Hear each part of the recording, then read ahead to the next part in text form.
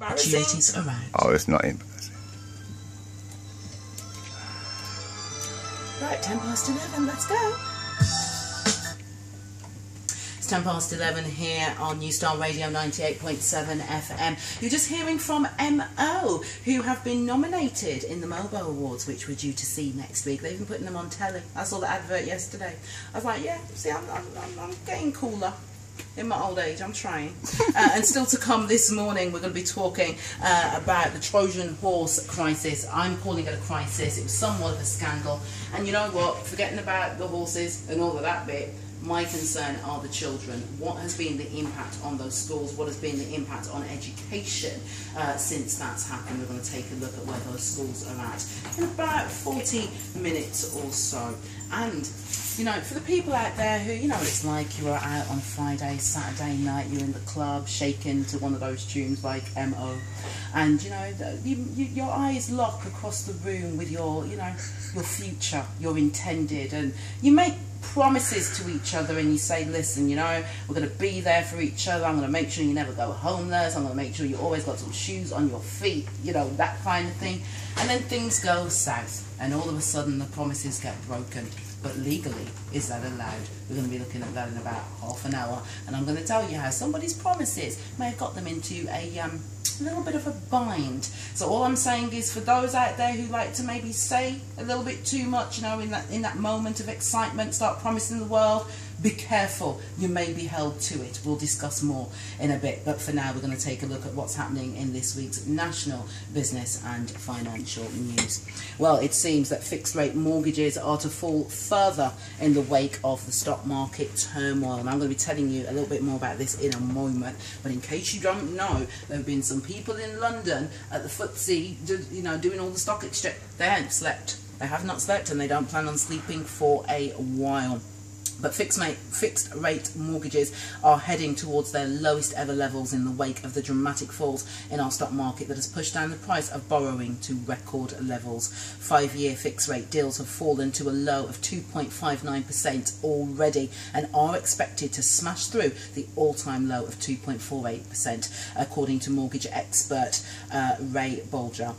Accord announced a market-leading 5-year fixed deal of 2.59 at the end of last week.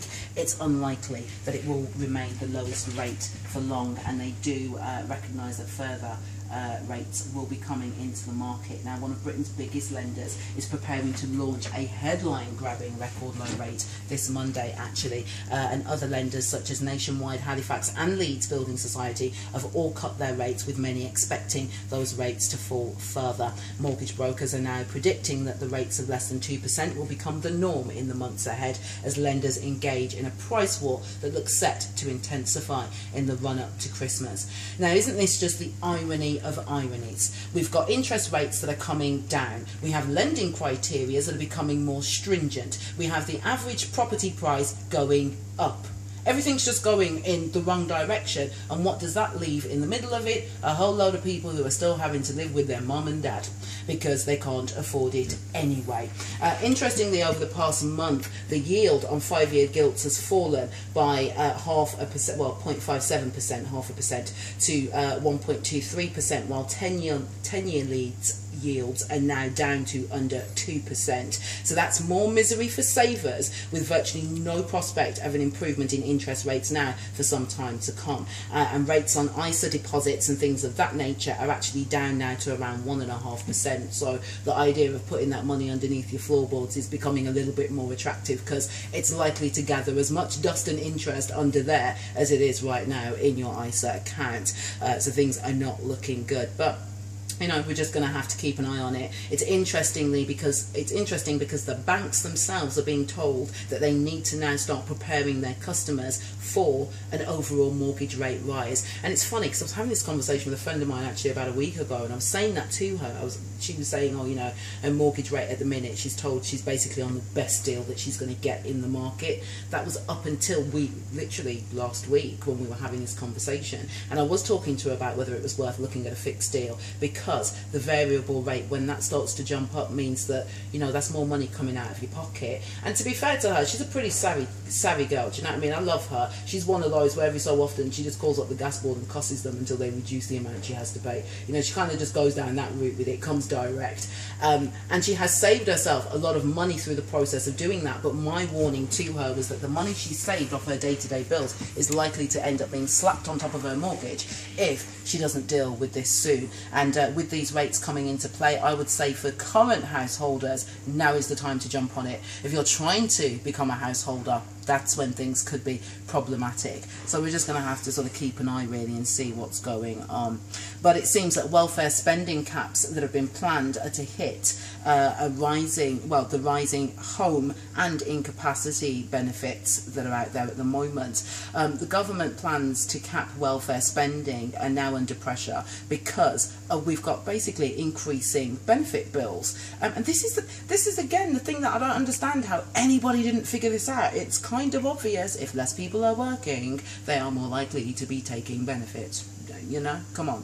Anyway, it seems that the Office for Budget Responsibility, because it requires an office to figure it out, of course, with an overall of incapacity benefit failing to produce the forecast steep falls in the overall bill, stated the switch from public to private renting housing has also pushed up the cost of housing benefit, which is mostly claimed by workers on low wages. So the spending on incapacity benefit is now forecast to remain flat for the next 5 years, whilst there'll be a continuation of the trend in housing benefit, which is likely to drive spending up by about 20 billion in terms of how they need to subsidise low-income workers, particularly those that are paying rent. The switch to the new system of assessing disability benefits, already much delayed, already having cost a lot of money, has resulted in very few savings. And so this is going to be further reasons why it is very unlikely that we will have a similar looking government next time around. The OBR have also warned that public finances are suffering despite the recovery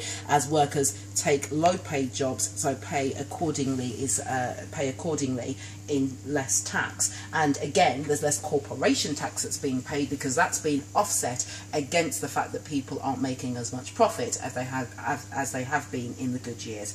So there's lots of things going on there. And as I say, I mean, I have to say, fortunately for David Cameron, he's not going to leave the legacy of losing Scotland.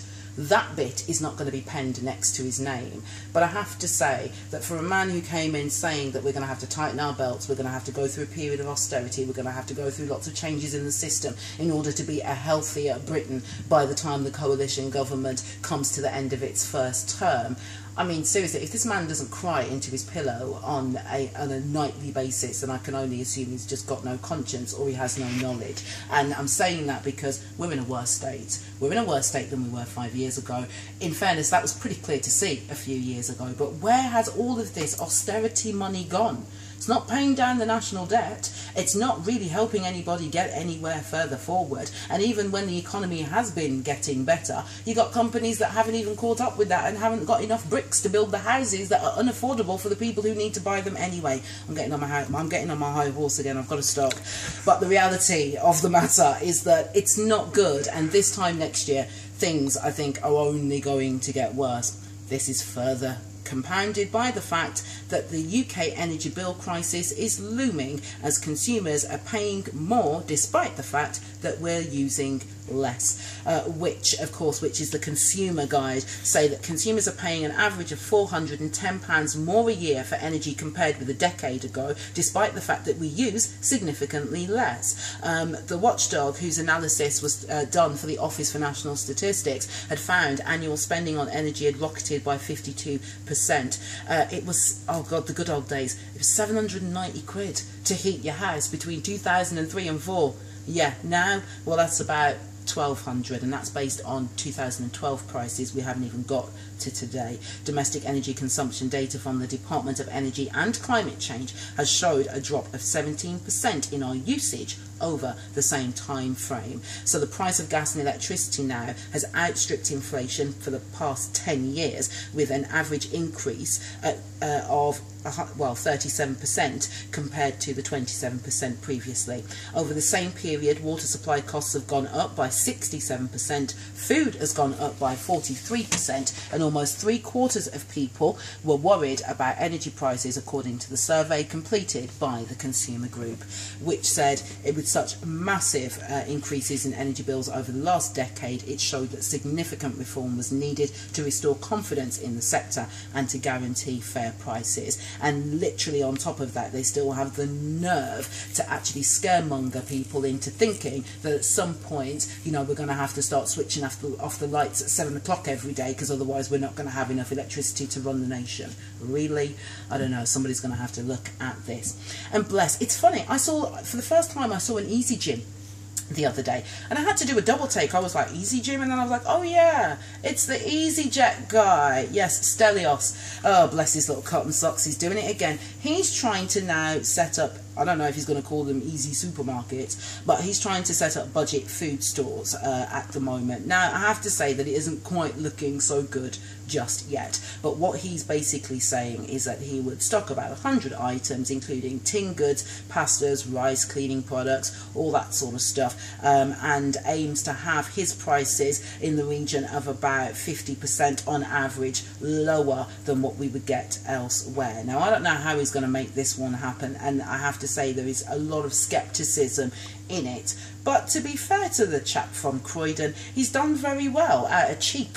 You know, he's done very well out of cheap, and kind of figured that, you know, the no frills is the way to go. So I have to say, based on my experiences of their flights, I'm not so sure I'd want to rush down to go and get one of their tins of beans. But if it's going to help the food bill come down and create a little bit more competition for some of these supermarkets who in fact are trying to do the opposite and take an extra 50 pence out of us, then, you know, it can only be seen as a positive thing. But yeah, it'd be interesting to see how that one goes. I have to say, I do like Stelios. He just looks like the smuggest guy in the world. Like, every time you see a picture of him, that man's just grinning. I'm thinking, yeah, because those cheap flights have led to some good living. And it's not just the food stores that are trying to create loyalty now with their customers. WH Smith is to launch a standalone budget greetings card chain. Well, if that's the case, like, why don't you just get some cardboard, some crayons, your children's creativity, and just make it happen? Like, come on. It's the thought that counts. It's the thought that counts, says the girl who, if you gave her one of those cards, would probably get very upset with you. The group themselves are trying to increase profits. They're trying to get in on this idea of budget items. They've even started doing stuff like cheaper tablet computers and stuff like that. So it's just part of a whole nother drive, really, but it'll be interesting. I wonder if they're going to put a little sort of stamp on the back that says WH Smith budget card. Just wondering. It's alright, just send me a text or an email, you know what I mean? You can put an emoticon on there, it'll make me feel special. That will do. And all I can say is, youngsters, it seems that it's those that are under the age of 25 that are most likely to use payday lenders, which is understandable, you know, but be careful. Wonga, for example, are hitting back. They have appointed a debt management expert as their new finance director, which is quite interesting. Yes, it suggests that they're going to make sure that they find better ways of reclaiming their money, as of course they've been fined quite a lot of money for pretending that law firms exist and pretending that, you know, debt companies have been sending you letters when in fact it's just them. Well, it's cost them billions of pounds. They won't be making that mistake again, and now they've got a debt management specialist who's going to tell them the specialist way that they can hunt you down for their money. So just be careful when you are taking out these extortionate loans that quite frankly are a complete rip-off. But I do understand that, you know, in desperate times sometimes we are forced to take desperate measures. When we come back, I'm going to be telling you about what's been going on over the last couple of weeks that means we could be looking at another world economic crisis.